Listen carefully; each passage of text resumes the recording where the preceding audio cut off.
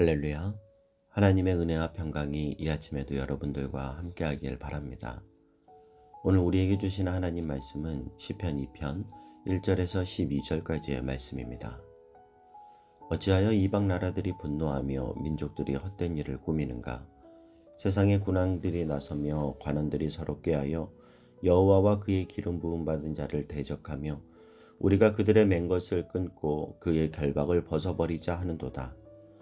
하늘에 계신 이가 웃으시며 주께서 그들을 비웃으시리로다.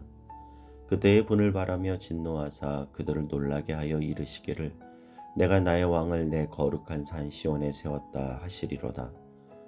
내가 여호와의 명령을 전하노라. 여호와께서 내게 이르시되 너는 내 아들이라. 오늘 내가 너를 낳았도다. 내게 구하라. 내가 이방 나라를 내 유업으로 주리니 내 소유가 땅끝까지 이르리로다. 내가 철장으로 그들을 깨뜨리며 질그릇같이 부수리라 하시도다. 그런즉 군왕들아 너희는 지혜를 얻으며 세상의 재판관들아 너희는 교훈을 받을지어다. 여호와를 경외함으로 섬기고 떨며 즐거워할지어다. 그의 아들에게 입맞추라. 그렇지 아니하면 진노하심으로 너희가 길에서 망하리니 그의 진노가 급하심이라. 여호와께 피하는 모든 사람은 다 복이 있도다. 아멘. 여러분, 천국은 어떤 곳일까요? 천국은 우리가 보편적으로 알고 있는 죽어서 가는 곳 혹은 미래적으로 우리가 얻게 되는 곳, 그곳이 천국일 뿐만 아니라 오늘 이 땅에서도 경험되어지는 곳이 천국입니다. 예수님은 마태복음 13장에서 천국을 설명하시길 주인 되시는 하나님께서 다스리시는 영역이 천국이라고 설명하십니다. 그 말은 지금 이 땅에서도 우리는 천국을 경험할 수 있다라는 거죠. 어떻게요? 하나님의 통치 영역, 하나님의 다스림의 영역에 순종하며 그 안에 들어가는 사람들에게 주어지는 이 땅에서 누리는 현재적인 개념의 천국이 있다라는 겁니다. 이는 마치 지금도 간간히 중국에서 탈북자들이 목숨을 걸고 미국 대사관의 담을 뛰어넘는 일들이 있는데요. 미국 대사관 문으로 들어가기만 하면 중국 공안들이 손을 대지 못해요. 왜 그렇습니까? 장소적인 개념으로는 거기가 중국 땅인데 대사관이라는 곳은 미국 정부의 통치, 미국의 다스림에 놓여 있는 통치 개념이기 때문에 그렇습니다. 저는 여러분의 삶 속에서 하나님의 다스림으로 말미암아 이 땅에서도 천국을 누리는 은혜가 있기를 바랍니다. 그렇기 때문에 이 땅을 살아가는 사람들은 이 땅을 다스리는 것이 과연 누구인가? 나의 삶을 다스리고 있는 것이 누구인가에 따라 그가 그리스도인인가 세상 사람인가가 구분됩니다. 그래서 어쩌면 우리 인생은 누가 왕이냐의 싸움이죠. 내가 왕이냐 아니면 어떤 사람이 왕이냐. 내 옆에 있는 사람이 내 인생의 길을 좌지우지하고 있는가. 아니면 인간을 지으신 하나님을 내가 내 인생의 왕으로 인정하고 섬길 것인가. 이 싸움입니다. 오늘 시편 2편은 우리 인생의 진정한 왕이 누구냐에 대한 대답을 우리에게 주시는 시편이죠. 1절 말씀을 보면요. 어찌하여 이방 나라들이 분노하며 민족들이 헛된 일을 꾸미는가? 하나님께서 온 땅을 바라보시면서 이방 나라들이 하는 일들, 스스로 왕을 자청하는 사람들이 살아가는 모습에 분노하며 너희가 하는 일이 헛된 일을 꾸미는 일이라고 말씀하십니다. 여기서 분노한다라는 말은 소란을 떨고 야단법석을 떤다는 뜻을 가지고 있습니다. 어떤 음모를 꾸미기 위해 모여서 소란을 피우고 야단법석을 떠는 그 모든 것들이 다 헛된 것이 될 거라는 거예요. 2절 3절도 보면요. 세상의 군왕들이 나서며 관원들이 서로 꾀하여 여호와와 그의 기름 부음 받은 자를 대적하며 우리가 그들의 맨 것을 끊고 그의 결박을 벗어버리자 하는도다. 세상의 군왕들, 세상의 관원들, 세상의 지도자들이 모여서 하는 것들이 결국 그 안을 들여다보면 하나님이 이 땅의 주인이시고 왕이심을 인정하지 않고 하나님의 다스림을 결박이라고 여기며 그 결박에서 우리가 풀려나자, 다른 말로 내가 왕이 돼보자, 내 뜻대로 해보자, 이런 시도라는 거죠. 그래서 세상은 하나님께 묶여 있어야 할 우리를 풀어 하나님 아닌 다른 것을 우상 삼아서 그것들을 계속해서 섬기라고 우리를 부추깁니다. 또한 그들은 여호와의 기름 부음 받은 자를 대적하는 일을 행하는데 그 일은 다른 것이 아니라 하나님이 기름 부음 받은 자의 어깨에 메어주신 그 사명을 끊어버리려는 시도를 한다라는 거예요. 그러한 세상의 시도에 넘어가 하나님을 떠나 잘못된 우상에 빠져 사는 그리스도인을 바라보면서 사도 바울은 빌립보서 3장 18절에서 눈물로 호소합니다. 내가 여러 번 너희에게 말하였거니와 이제도 눈물을 흘리며 말하노니 여러 사람들이 그리스도의 십자가의 원수로 행하느니라. 그러면서 부연 설명하기를 그러면 뭐가 십자가의 원수로 행하는 것이냐? 그 다음 19절에 보면 그들의 마침은 멸망이요 그들의 신은 배요 그 영광은 그들의 부끄러움에 있고 땅의 일을 생각하는도다. 그들이 섬기는 신은 다름 아닌 자신의 배라는 거예요. 무슨 뜻입니까? 자기 자신, 자기 자아, 자기 욕심, 내 욕구를 섬긴다라는 거죠. 여러분 오직 하나님께만 그리스도께만 묶여 사는 저와 여러분이 될 수 있기를 바랍니다. 우리 인생이 정말 그분께 묶일 때 우리는 온전한 생명, 온전한 자유를 누리게 될 줄로 믿습니다. 그걸 자꾸 잊어버리면 어떻게 되는가? 4절 말씀을 보면요.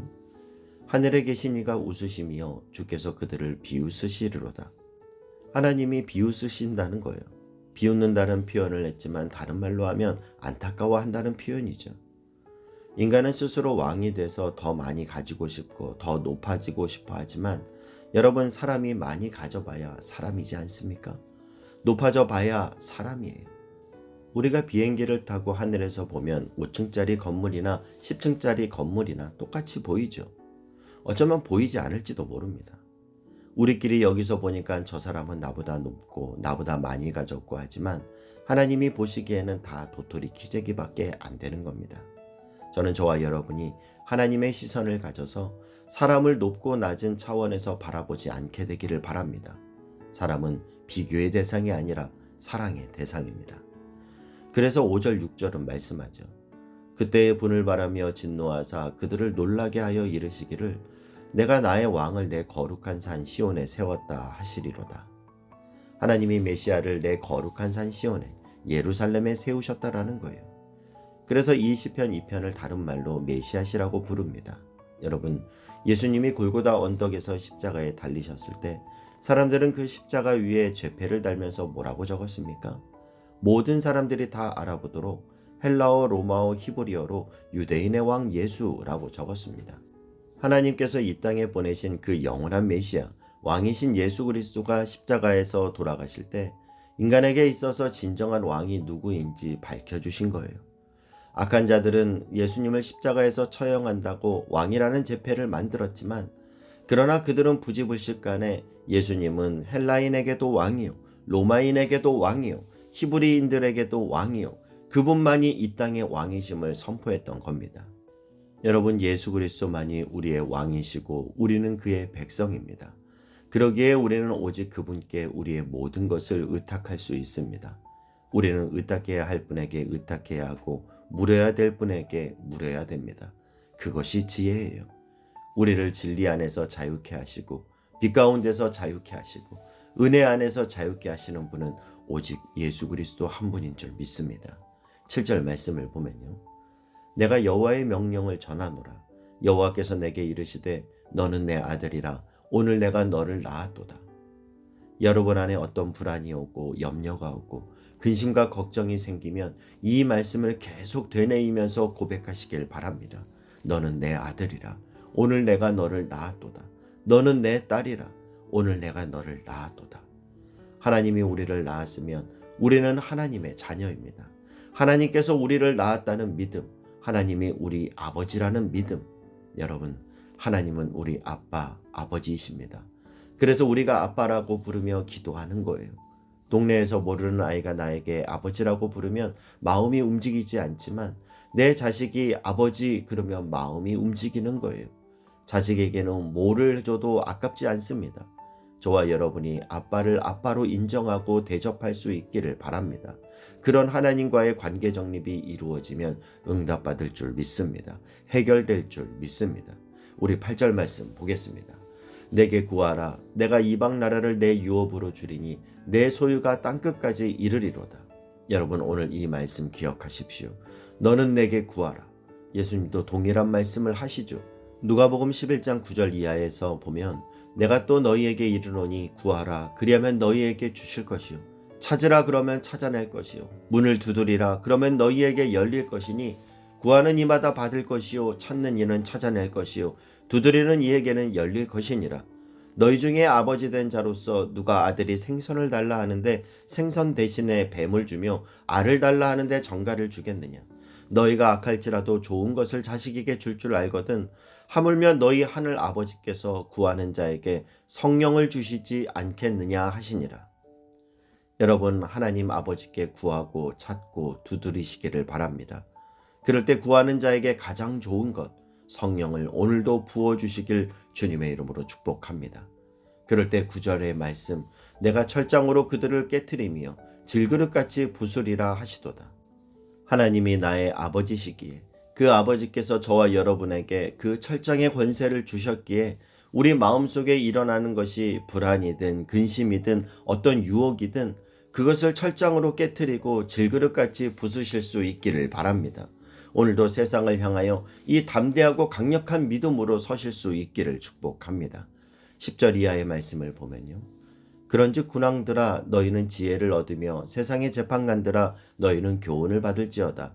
여호와를 경외함으로 섬기고 떨며 즐거워할지어다. 그의 아들에게 입맞추라. 그렇지 아니하면 진노하심으로 너희가 길에서 망하리니 그의 진노가 급하심이라.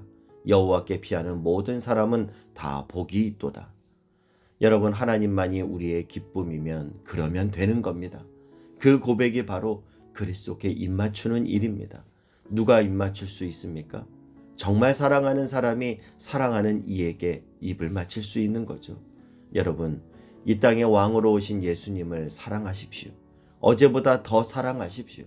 오늘도 그분께 그 사랑의 고백, 믿음의 고백을 통해 입맞춤 하십시오.